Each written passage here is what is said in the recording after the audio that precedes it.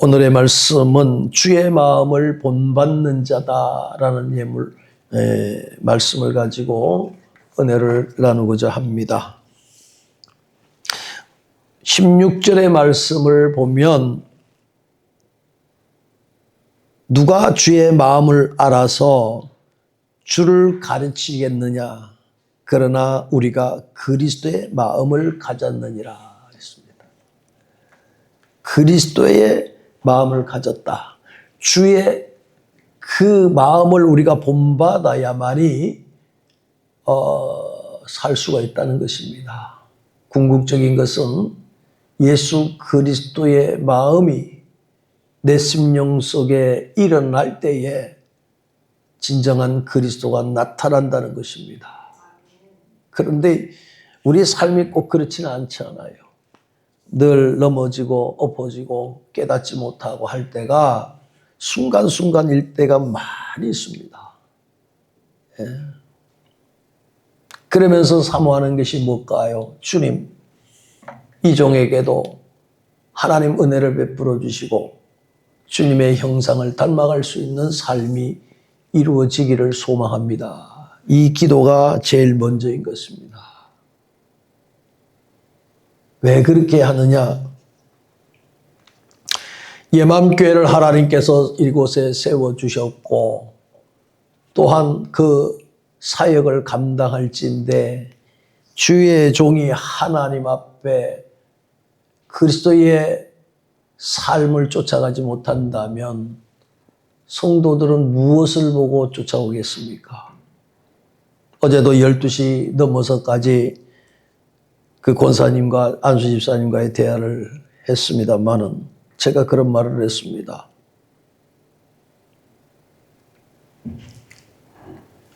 마지막 때에는 분별의 영을 가져야만이 올바른 신앙을 가질 수가 있습니다. 하나님 앞에 분별력을 가지고 이것이 참인지 거짓인지를 분별할 수 있는 분별력이 있기를 원합니다. 앞으로도 그러시기를 원합니다. 뼈 있는 얘기지요. 뼈 있는 얘기입니다. 그래서 저는 이 말씀을 준비하면서 이미 예망교회는 너희는 이 마음을 품어라 곧 그리스도의 마음이라고 그랬는데 참 힘듭니다. 예. 누가 저에게 예망교회 담임 목사로서 이걸 말씀대로 지켜서 행합니까? 그러면 아니요. 창피합니다. 그 단어를 쓸 것 같아요. 그러나 삶 속에서 이 말씀이 저에게 와닿을 때는 하나님 도와주십시오 라고 하는 말이 저절로 나옵니다. 저절로 나옵니다. 왜 그럴까요? 우리 구주 예수 그리스도는 이 종이 감히 말을 내뱉을 수가 없으신 정도로 전지전능하신 분이거든요.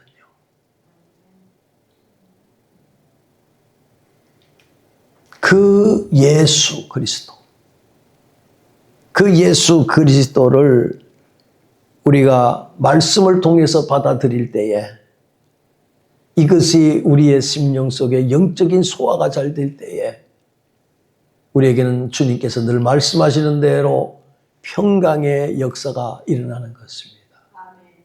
이것 말고 더 뭐가 있겠느냐 하는 거예요.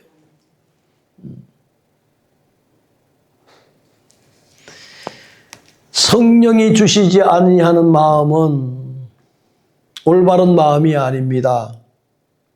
오늘 여기서 보면 세상의 영을 받지 아니하고라고 말하고 있습니다.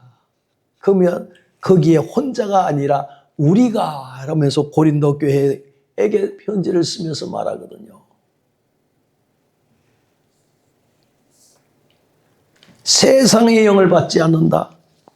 그런데 우리에게 무슨 영을 주셨어요? 하나님의 영을 받았다 그러거든요. 예.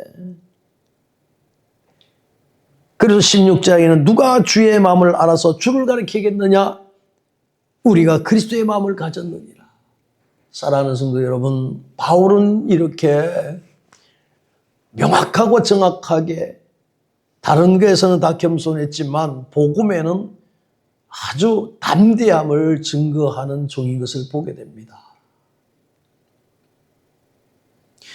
그 이유는 무엇일까요? 바울은 하나님의 말씀에 배고팠던 사람입니다. 어떻게 하면 하나님의 말씀을 지키려고 몸부림쳤던 사람입니다. 그러나 그것이 너무 과하다 보니까 스데반을 죽이는 데 앞장섰던 장본인이었습니다. 그 이후로 다메섹 도상에서 주님의 음성을 듣게 됩니다. 갑작스럽게 강한 빛을 통해서 그는 그 예수 믿는 사람을 잡으러 가려고 했던 그 마음이 그 순간 무너지고 말합니다. 그때의 음성을 듣습니다. 당신은 누구십니까? 왜 이렇게 저를 눈을 감게 만드십니까? 그래, 네가 이제는까지는 세상적인 눈으로 하나님을 바라봤다면 이제는 내가 너에게 들려주는 얘기를 들어라. 네가 핍박하는 예수라는 단어를 주셨습니다.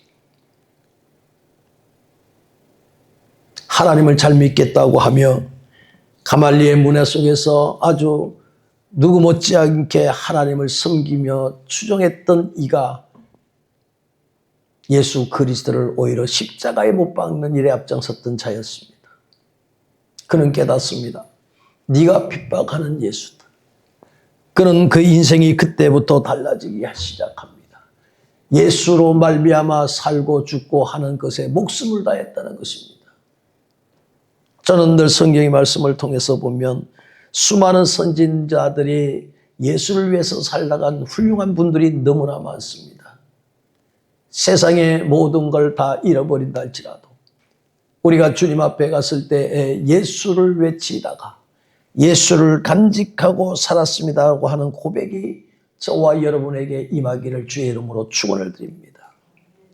목회 10년 동안 그렇게 강단에서 예수를 전했고 주를 위해서 금식하고 주를 위해서 찬송하고 주를 위해서 작정하고 기도한 것 같았지만 결국은 10년 만에 하나님 살아계십니까? 죽어 계십니까? 그러면서 나름대로 푸념했던 적이 있었습니다. 그건 왜 그럴까요? 제가 기도를 안 해서 그럴까요? 아닙니다. 때로는 복음을 들고 전도도 하고 기도하고 목회 생활을 했는데도 불구하고 그것이 다 신앙생활이 된 양 착각하고 있었다는 것입니다. 그러나 기도 중에 진정한 예수를 다시 한번 고백하게 되는데 그렇게 귀중한 예수라는 것을 10년 목회하면서도 깨닫지를 못했습니다. 금식 38일째 될 때에 낭떠러에서 떨어질 것이냐 아니면 그 금식을 포기할 것이냐라고 하는 기로에 섰습니다. 창자가 뒤틀리고 허리를 펴지 못할 정도로 고뇌 속에서 저는 예수 그리스도를 개인적으로 체험하게 되었습니다. 10년 믿었던 헛믿음이 그 자리에서 주님을 알게 되는 것입니다. 제일 중요한 것은 제가 아내에게 여보 내가 예수를 만났다라고 하는 그 단어를 쓰고 싶었는데 예자에서 입술이 덜덜덜덜 떨립니다. 10년 동안 예수에 대해서 얼마나 전했고 얼마나 찬양을 했고 했던 종인데도 불구하고 여보 내가 그러니까 오히려 그냥 입술이 덜덜 떨리고 눈물만 줄줄줄줄 뜨거운 눈물이 뚝뚝 흐릅니다. 숨을 참아가며 다시 한번 여보 내가 예수를 만났다고 할 그 단어를 쓸 때에 저와 저희 집사람은 둘이 부둥켜 안고 눈물을 흘렸습니다. 너무나 감격스러운 역사를 만났다는 것입니다. 그 이후로는 목에 칼이 들어와도 어떠한 일이 있더라도 예수를 전해야 되겠다. 그 결심이 섰고 성경 구절에서도 나오는 예수 그리스도에 대해서 그 이름을 생각하기만 하면 소망이 넘칩니다.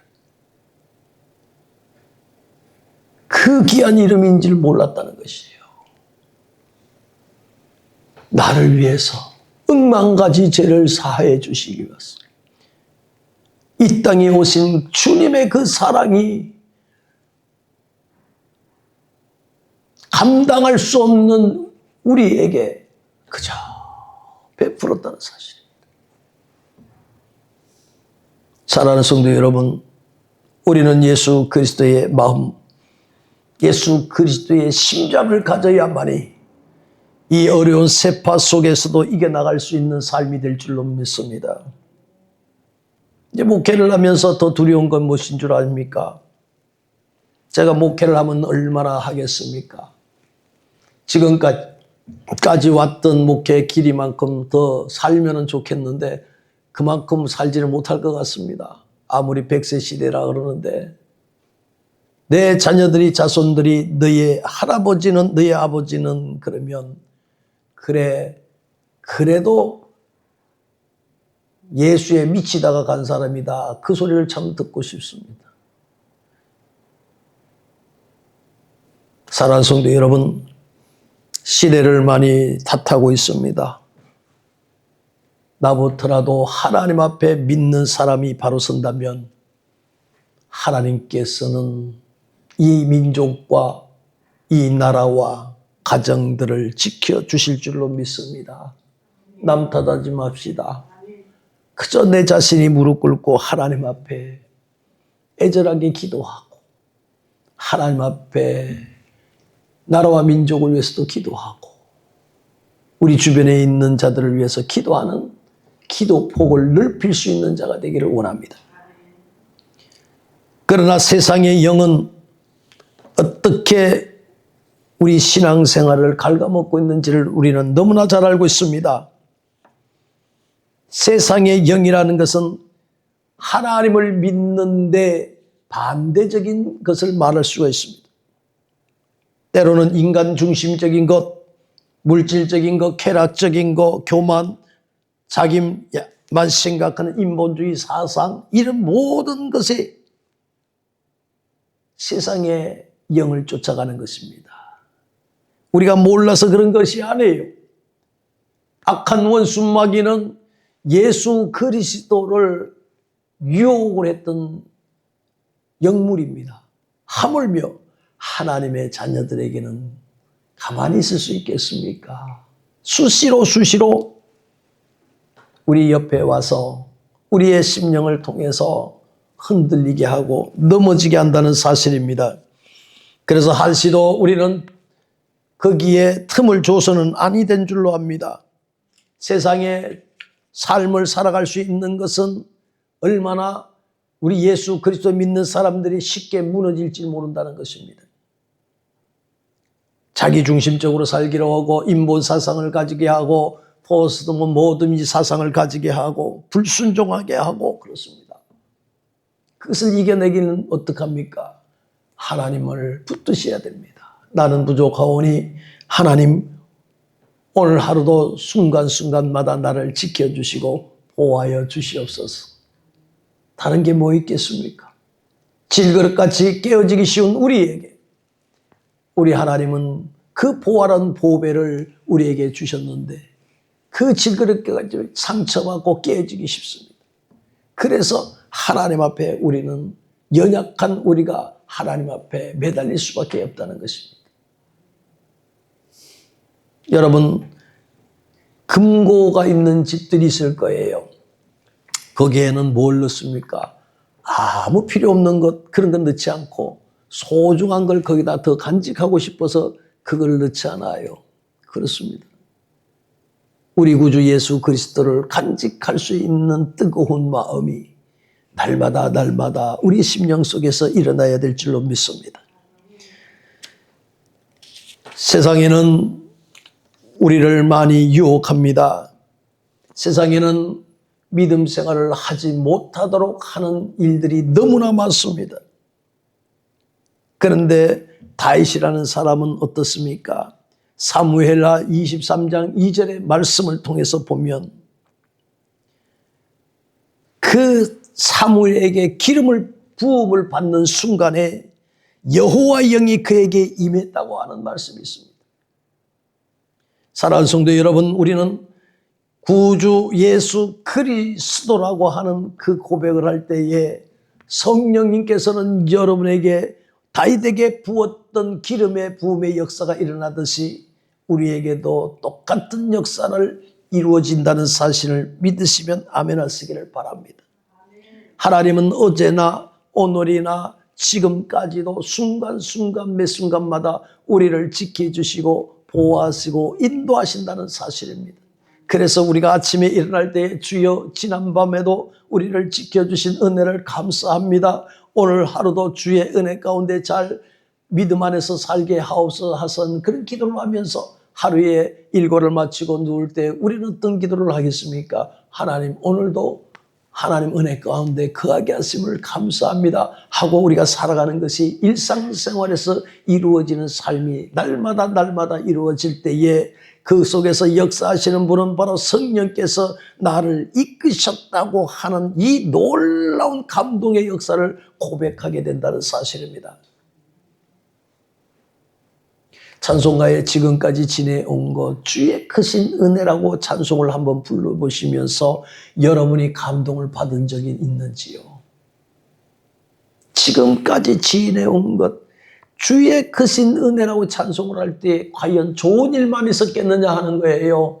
구비마다 힘들고 어렵고 고난과 난관에 빠져쳤을지라도 하나님께서 그곳에서 함께 임재해 주시고 붙들어 주시고 은혜 주시고 감동 주셔서 살아온 것을 생각하면 얼마나 감사한지. 세상에는 여러분 예수 믿으면 평탄한 줄 알고 있는데 그건 아니에요. 제가 그전에 그런 얘기를 했습니다. 어떤 놈이 예수 믿는 게 쉽다 그랬냐 안 했어요. 근데 전도하는 사람은 쉽게 얘기해요. 근데 믿으면 믿을수록 너무 힘들어요. 너무 힘들어요. 왜 그럴까요? 세상에 유혹이 너무 많기 때문에 그렇습니다. 한 50대 됐을 때에는 하나님 나름대로 공부도 하고 나름대로 기도하고 뭐 어떻게 했는데 하나님 지금 제 자리가 너무나 초라합니다. 이런 고백을 한 적이 있습니다. 왜? 주변을 보게 되는 거예요. 동기들을 보게 되는 거예요. 그러니까 동기들은 어떤 환경 속에서 어떻게 제대로 목회를 하는데 저는 개인적으로 생각할 때 너무 제자리라는 거예요. 그래서 50대는 저도 한번 뭐 명예도 가지고 싶고 막 그랬어요. 왜 갈등이 없었겠습니까? 그런데 여러분 오늘의 시점에서 가만히 내돌아보면 하나님의 은혜로 살아온 것을 생각할 때에 눈에 보이는 거, 만져지는 거 그렇게 대단하다고 생각을 하지 않습니다.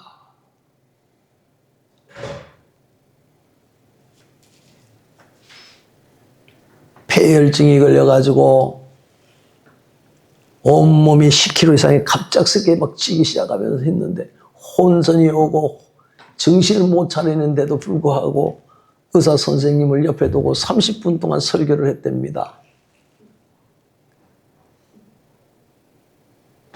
폐혈증이라고 하는 그 병명을 알고 나니까 의사들이 갑작스럽게 그 항생제인가요? 그걸 막 6개인가 5개인가 막 갑작스럽게 달았대요. 그래서 제가 병원에 퇴원하고 나서 의사 선생님한테 가서 제가 90도로 절을 했습니다. 선생님, 너무 죄송합니다. 근데 뭐라 그런지를 모르는데요. 저는 기억이 안 납니다. 근데 그걸 받아준 의사 선생님은 대단하지 않습니까? 사랑하는 성도 여러분, 우리의 삶 속에서 예수가 나타나야 됩니다. 나타나나요? 안 나타나면 소망을 하시길 바랍니다. 마지막 때 믿는 자를 보겠느냐? 별거 아니잖아요, 우리 삶 속이. 5년 동안, 지난 한 5년 동안 1년에 한 번씩 우리 사모님이 입버릇처럼 얘기하는 것이 병원에 입원하는 것이 주기적으로 돼 있었잖아요. 그때 뭘 느끼나요? 하나님께서 사명을 주기 때문에 아직 생명이 연장된 것이다. 별거 아니거든요. 오늘 밤에 내 영혼을 도로 찾으리니 그러잖아요. 별거 아닌 거예요. 그러면 그게 무서운 게 아니에요. 내가 하나님께서 나를 부르시는 그 시각까지 하나님 앞에 내가 그리스도의 마음을 가지고 살았느냐 안 살았느냐가 중요하지 않습니까?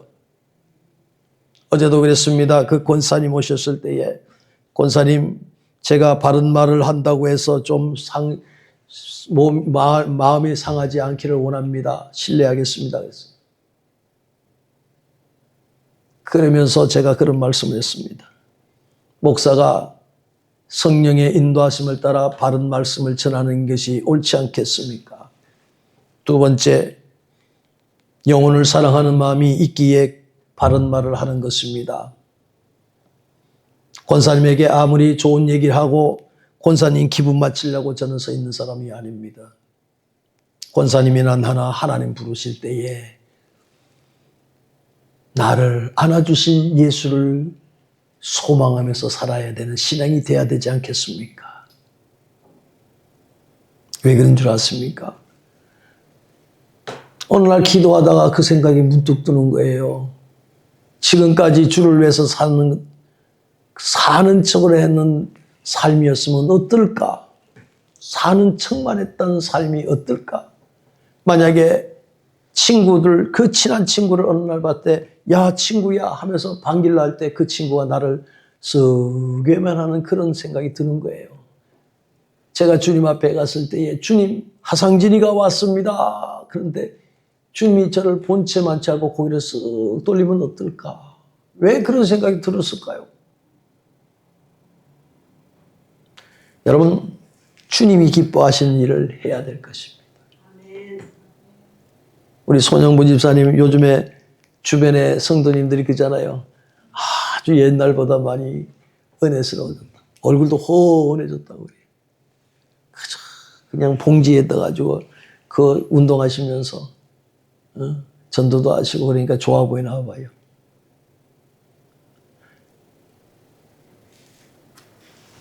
주님을 위해서 살아가는 사람, 세상의 영을 쫓지 아니하는 사람은 하나님의 영을 받았다는 거예요. 하나님의 영을 받은 사람은 하나님의 관계 속에서 이루어지는 삶이 되는 거예요. 얼마나 아름답습니까? 얼마나 아름답습니까?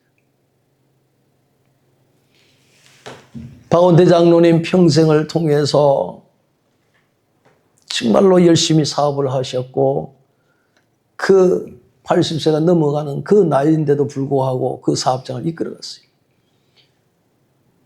근데 요즘 좀 어렵거든요.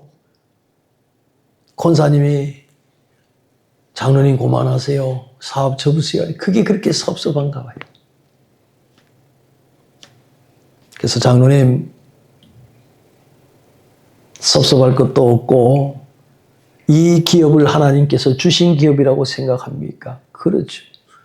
주인 되신 주님께서 그만하라 그러면 그만하고 해야 하는 것이 종의 사명입니다.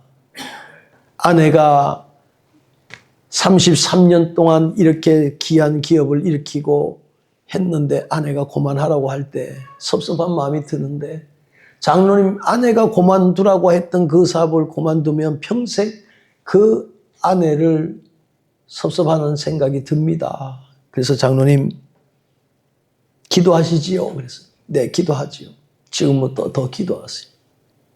기도하시면서 하나님의 음성을 듣고 정말 아버지 뜻 안에서 이것을 풀어갈 수 있을 때에 아내에게도 감사하고 자녀들에게도 감사하는 마음이 될 것입니다.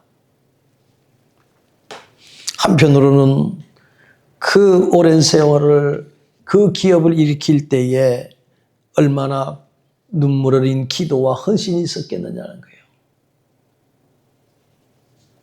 사랑하는 성도 여러분, 우리는 하나님의 영을 받음으로 말미암아 살아가는 위대한 하나님의 백성이라는 사실입니다.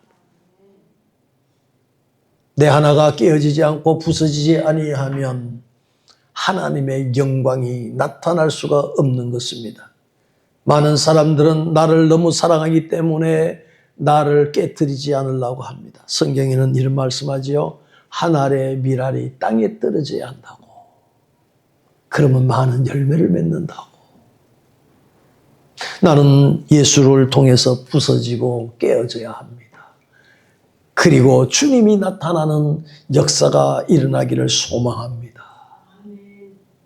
우리 집안은 절이 경주에 2개나 지을 수 있는 우상을 섬겼던 저희 집안입니다.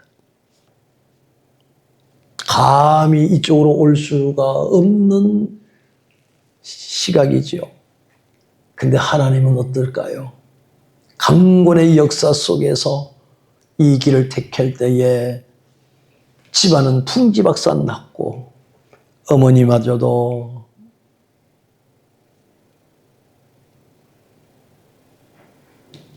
몸져 누우셔서 기대했던 아들이 이 길을 간다고 많이 속상하셔서 우신 적이 있었습니다.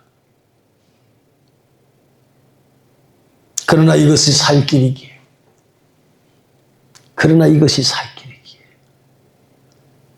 내 인생에서 생명의 길을 인도하신 주님이 있기에 이 길을 올 수밖에 없었다는 것입니다. 나중에서 하셨던 우리 어머니는, 저희 아버님은 권사님과 장로님이 되셨고 하나님의 부르심을 입어 기쁜 마음으로 소망 가운데 소천하셨습니다. 부모에게는 효도를 못했습니다. 많은 돈을 벌어서 호강을 시킬 적은 없지만은 그나마 예수 그리스도를 그분에게 드렸기 때문에 그로 말미암아 우리 가정은 예수의 가정이 되었던 것입니다. 사랑하는 성도 여러분, 하늘의 밀알이 떨어지면 방치하면 아무것도 아닙니다. 그 밀알이 땅에 들어 썩고 깨어질 때에 하나님의 놀라운 기적의 역사가 일어나는 것입니다. 소망을 가집시다. 우리는 예수의 영이 있어야 됩니다. 그리스도께서 함께 하시는 이 놀라운 역사가 일어나는 삶 속에는 영광된 저 나라가 우리에게 보여야 되겠고 또 이 땅에서도 날마다 성령의 충만함으로 말미암아 빛과 소금의 역할을 할 수 있는 은혜스러운 하나님 백성이 될 줄로 믿습니다. 다윗은 평생 살면서 그리스도를 위해서 살았습니다. 하나님 중심으로 살았습니다. 어떤 일을 만나든지 자기 시각에서 보이는 것은 영적인 눈이 떠졌기에 어렵을 때 힘들 때라도 하나님 은혜 속에 거하는 훌륭한 왕이 된 것입니다. 사랑하는 성도 여러분, 우리는 담대함이 어디서 나옵니까? 우리 마음속에는 그리스도가 계시기 때문에 담대함이 나오는 것입니다. 소망을 가집시다. 좌절과 낙심이 올 수 있는 이 삶 속에 있지만 마냥 이 땅에서 우리가 좌절할 것도 아니고 낙심할 것도 아니고 그 속에서 역사하신 주님을 바라볼 수 있는 삶이 되어야 됩니다. 하나님은 우리가 울고 있을 때에, 우리가 좌절할 때에 우리 주님은 말 없는 탄식으로 주님은 하나님 우편에서 우리를 위해서 기도한다는 사실입니다. 우리가 예수를 왜 믿습니까? 예수 때문에 믿는 이유가 무엇일까요? 우리는 주님의 사랑을 듬뿍 받은 하나님의 백성이기 때문에 그렇습니다. 신령한 자는 모든 것을 판단하나 자기는 아무에게도 판단을 받지 아니하느라 했습니다. 하나님께서 우리를 붙들으시고 성령으로 인도하심을 따라 살아간 하나님의 백성들에게는 그리스도의 마음을 가질 수 있도록 만들어 주셨다는 사실입니다. 그리스도의 마음을 갖고 있는 저들에게는 세상이 감당치 못하는 능력 있는 일꾼이 되는 것입니다. 사랑하는 성도 여러분, 이런 마음을 가진 사람은 세상이 감당하지 못합니다. 이런 사람에게는 하나님이 늘 감싸 주시고 보호하시고 인도하시고 복을 내려 주신다는 사실입니다. 이런 사람들은 하나님의 그 놀라운 영적 은혜가 충만하기 때문에 사단이 와서도 물러가는 역사가 일어날 줄 믿습니다. 우리 성령께서는 우리를 붙들어 주시고 우리를 이끌어 주시고 우리에게 감동을 주시고 우리에게 분별력을 주심으로 말미암아 능히 세상을 이기고 남을 수 있는 하나님의 백성이 된다는 사실입니다. 로마서 8장 9절의 말씀은 누구든지 그리스도의 영이 없으면 그리스도의 사람이 아니라고 말하고 있습니다. 여러분, 참기름도 진짜 참기름, 가짜 참기름 하는 거 아닙니까? 이왕이면 성도라면 하나님의 영을 가짐으로 말미암아 참 그리스도인이 될 수 있는 호부를 가지고 소망을 갖기를 주의 이름으로 축원을 드립니다.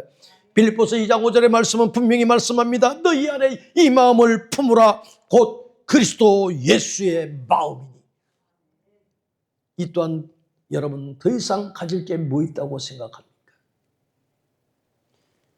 그리스도의 마음을 품은 자는, 예수 그리스도의 마음을 품는 자는 하나님의 말씀을 읽을 때에 여러분 깨닫게 하는 놀라운 역사가 일어날 것입니다. 기도할 때에 어떤 방향으로 갈려야 할지를 하나님께서 주시는 신령한 지혜를 주심으로 말미암아 늘기 이길 수 있는 이름의 그 능력의 역사가 일어난다는 것입니다. 많은 사람이 어떻게 할까, 이것을 할까 저것을 할까 분별하지 못하고 있을 때에 그리스도의 마음을 갖고 있는 자들에는 선택의 순간에도 분별할 수 있는 능력을 주신다는 것입니다. 그래서 말씀과 성령이 함께할 때 그것이 진정으로 예수 그리스도의 마음이라는 사실입니다. 더 나아가서 우리의 신앙생활이 본이 되려면 예수 그리스도의 주님의 마음을 닮아가고 주님의 그리스도의 그 은혜를 구하는 자들에게는 내 자존심보다 주님 말씀에 복종을 하게 됩니다. 주님 말씀에 복종해요. 내 계획보다 하나님의 뜻을 먼저 생각한다는 것입니다. 내 주장보다 하나님의 섬기고자 하는 마음이 더 뜨겁습니다. 내 감정이 먼저 앞서는 것이 아니라 하나님의 말씀을 하면서 어떤 마음입니까? 주님 말씀하시옵소서, 이 종이 듣겠나이다.